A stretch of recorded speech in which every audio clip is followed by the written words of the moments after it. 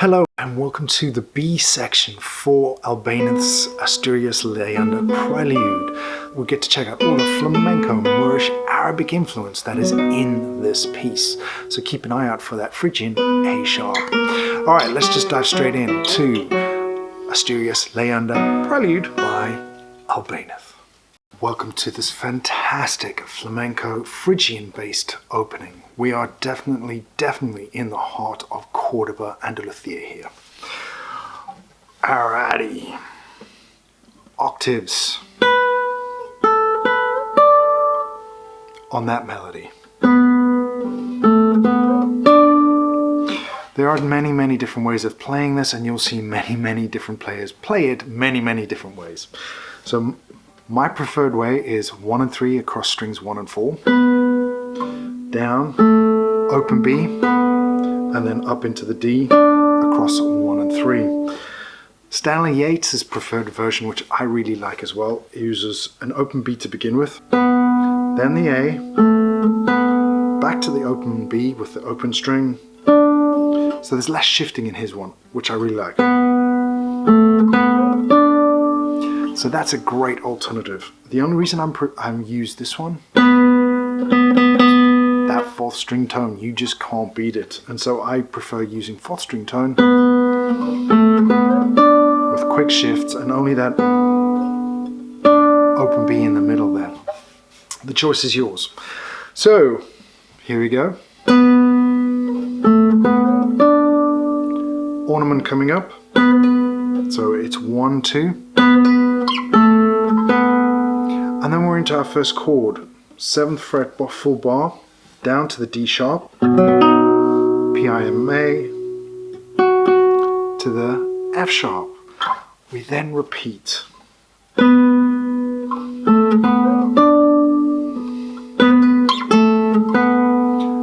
G major, next chord, down to the 3rd fret, to the D. And then we're into the next strain of this where Albeniz varies it. Couple of tips here. First thing, practice with the metronome all the time because you need to be very hot on the tempo. 1, 2, 3, 2, 3, 1, 2, 3. It has to have that 1, 2, 3 built into it. Albeniz is going across the bar lines with his phrases. Please be aware of that. So I always practice it. The other thing is, I have seen the Cuban guitarist Barroico. His version has harmonics in it, so you don't need to do the...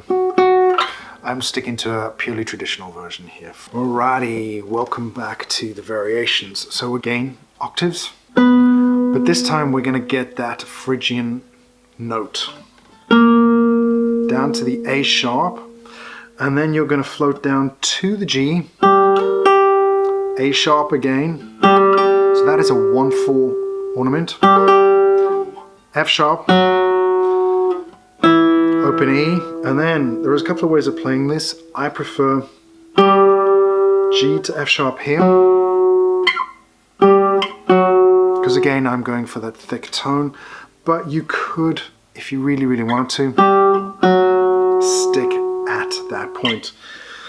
Just as a little aside, this is definitely is an older school of playing this idea, so keep that in mind. That's Segovia era, getting that thick juicy tone. So again,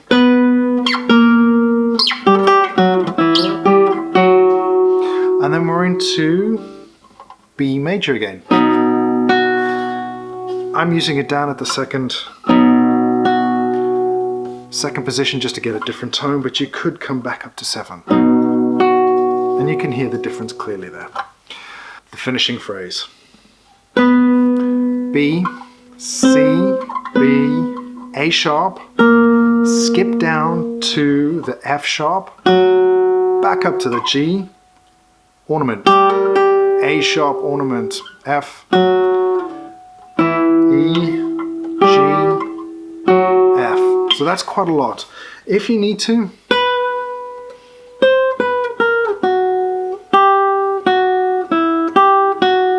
just play play it as open strings or as a single line melody, and then get this running. And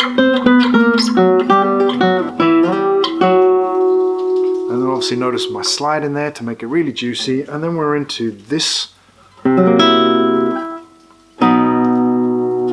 very, very flamenco based cadence there. So lots to take in there, lots to do. That is the opening, and it is very much a clear statement of Spanish music. You can't beat it. So please don't mess with the tempo too much. That's the best tip I can give you. Don't just don't. All right.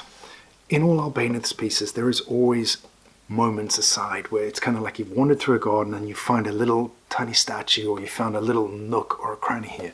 This is one of them. This is actually a dance. It's a waltz in the middle of all of this, and it kind of represents the juxtaposition between the Arabic Moorish and then the Christian that is deeply embedded in this piece, especially in the second section and the ending. There is tension between the two. I'm using a more stripped down traditional version of this. Up at 5th fret, G, D, open B.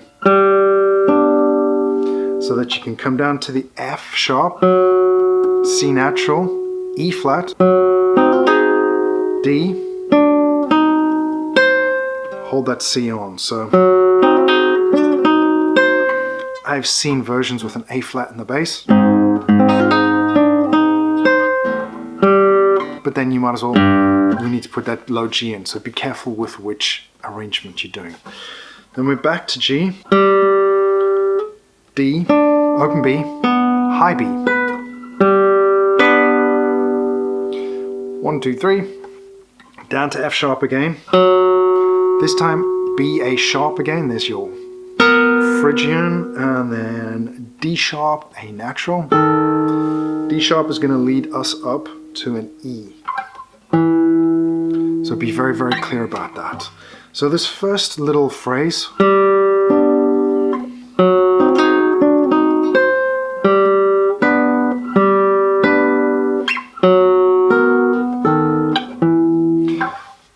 watch your fingers. Is very, very easy to stop notes, especially when you have open strings between fretted notes, so keep an eye on that. Let's see where this little dance goes. Alright, here we go. We're in an E minor chord. So 7th fret, 3, 2, and then 4. Right hand doing the selecting. Then I suggest open string, B, stretch it out to the F sharp, 3 and 4. It's not too bad. And then C, open G, open E and B. This C needs to stay on. So in order to facilitate that, I do a hinge bar in the next bar. And you can see in this angle that I've got the hinge bar rock and rolling so that I can get my F and A sharp and open E in before moving back into the B major chord. So this is just a series of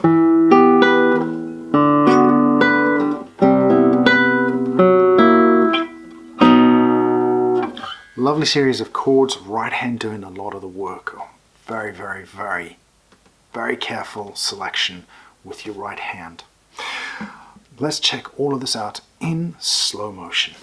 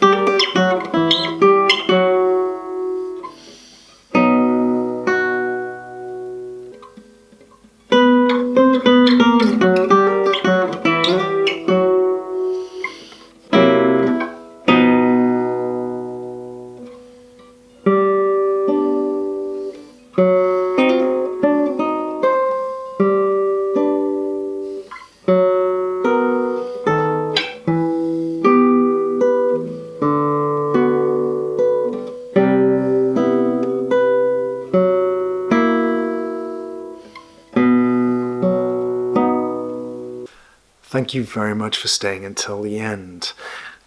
The next video to the series is going to pop up just about now. However, if you are after the score, there are links below. The scores are many and varied. This is my arrangement. What makes it different is I have found the original guitar arrangement by Daniel Fortier that Segovia used. So that is in there too. So you can compare and contrast a very early arrangement prior to Segovia to the new modern arrangement, which is always interesting. So if you're looking for some 6-string inspiration today, check out the links below.